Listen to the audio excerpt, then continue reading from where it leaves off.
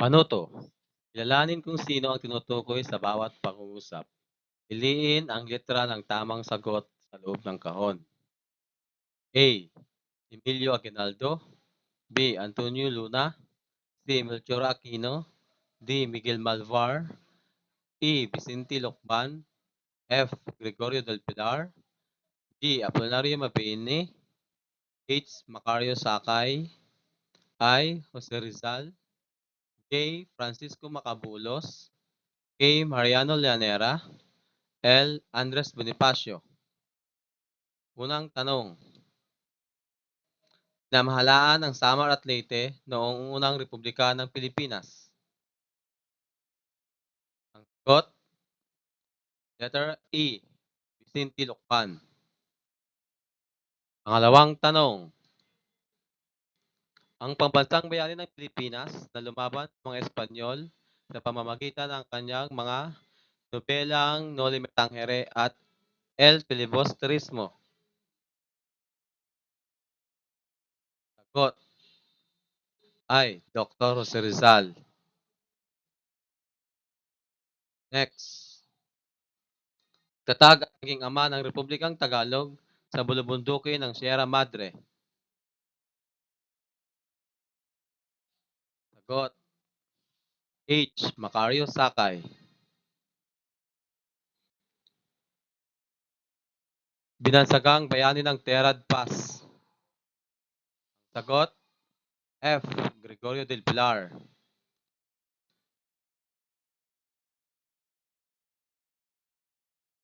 Francisco Sulaiman ang kanyang inilagda noong pumirma sa konstitusyong Biak na Bato. Sagot, letter J. Francisco Macabulos. Naging pinunong general ng Batangas. Sino siya? Sagot, letter D. Miguel Malvar. Siya ay isang Pilipinong revolusyonaryo at bayani na nagtatag ng kataas-taasan, ng galang-galang, tipunan ng mga anak ng bayan or KKK o katipunan. Tamang sagot, Andres Bonifacio, letter L. Binansagang General Myong nagpahayag ng kalayaan ng bansa laban sa Espanyol.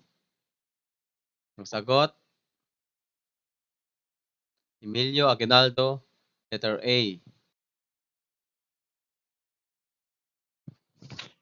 Kauna-unahang babaeng kasapi ng katipunan. A. Gregoria de Jesus. B. Josefa Rizal.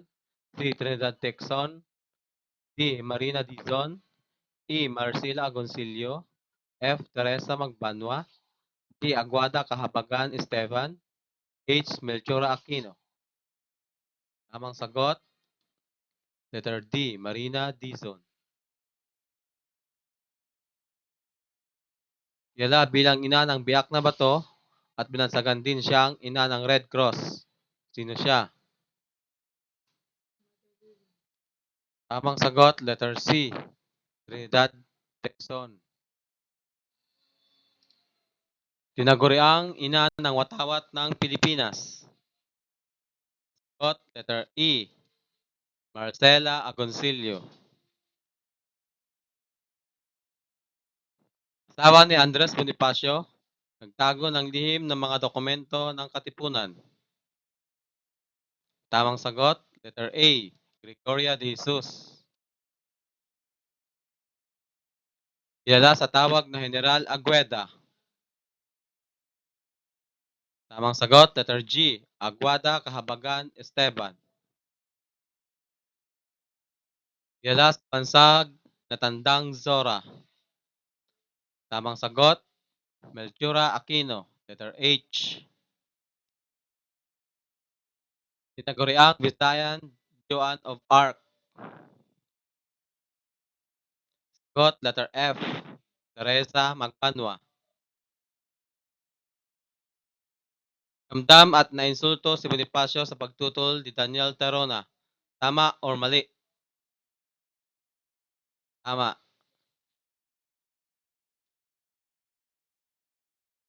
Mang-ayon ang lahat kay Bonifacio at Jacinto na magkaroon ng himagsikan. Tama. Tapos ang insidenteng tutol, pinalabas ni Aguinaldo ang Acta de Tejeros kung saan inisa-isa niya ang mga dahilan upang ipawalang bisa ang halalan. Mali. Ang sigaw sa Dawin ay ang hudyat ng himagsikan laban sa mga Espanyol. Tama. Tumutol sa kahalal kay Bonifacio si Daniel Tiruna. Tama. Nahatulang mamatay si Andres at Procopio Bonifacio sa kasalanang pagkampi. Mali. Lugar kung saan pinigilan ni Gregorio del Pilar ang mga Amerikano para makatakas sa Emilio Aguinaldo. Got, Pasong Tirad. Dami ng mga sundalong Amerikano na ginulat ni Del Pilar sa Pasong Tirad. 500. Petsa kung kailan naganap ang labanan sa Tirad Pass. Siyempre, kalawa, ang 1878.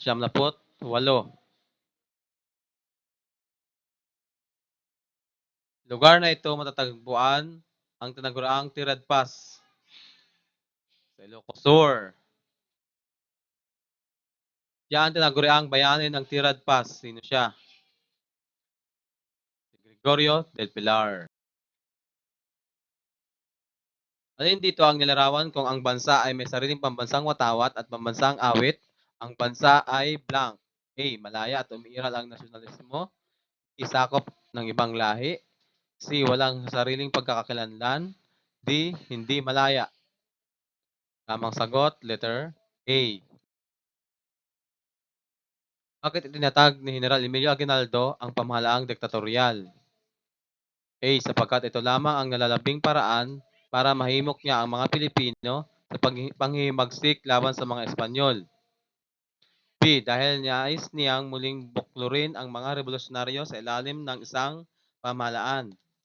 C. Dahil nais niyang mapasakamay ang buong kapangyarihan ng pamamahala sa bansa. Letter D. Wala sa nabanggit. Tamang sagot, letter A. Ano pinahahalagahan ng mga Pilipino ang araw ng kasarinlan o kalayaan? A.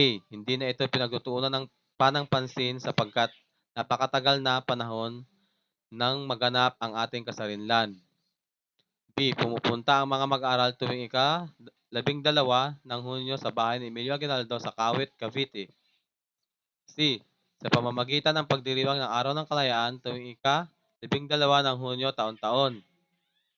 D. Sa pamamagitan ng pagtaas ng watawat ng Pilipinas kapag flag ceremony. Tamang sagot, letter C.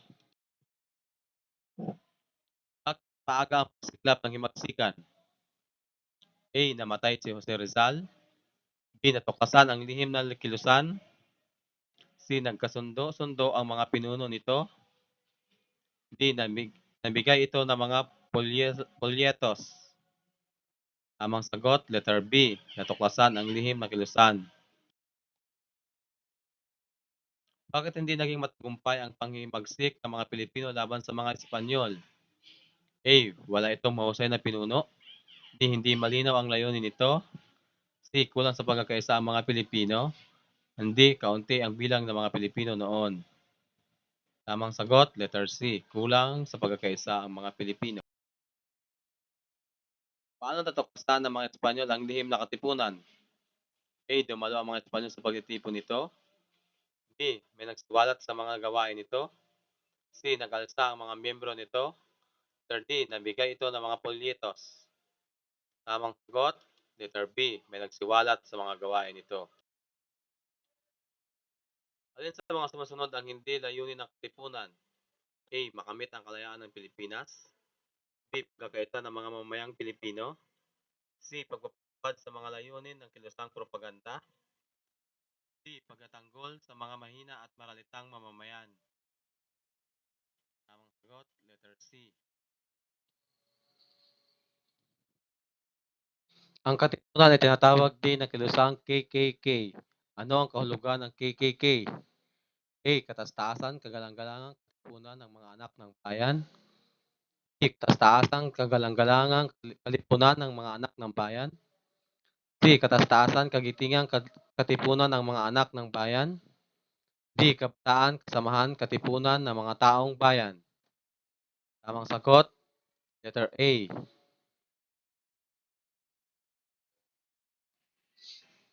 Alin sa mga sumusunod ang layunin ng katipunan? A. Makamit ang pagbabago sa pamamahala sa bansa sa panulat na paraan. B. Wakasan ang pananakop ng mga Espanyol sa pamamagitan ng lakas. C. Makiisa ang mga Pilipino sa mga bagong nais ng mga Espanyol. Letter D. Makamit ang kalayaan sa pamamagitan ng eleksyon. Tamang sagot, letter B. Bakit mahalaga ang pagbukas ng Suez Canal? A. Dahil naging matagal ang paglalakbay mula Maynila patungong Spain.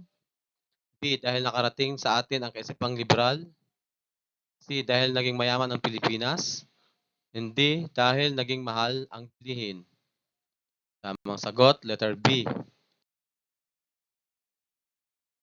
Bakit isinulat ni Dr.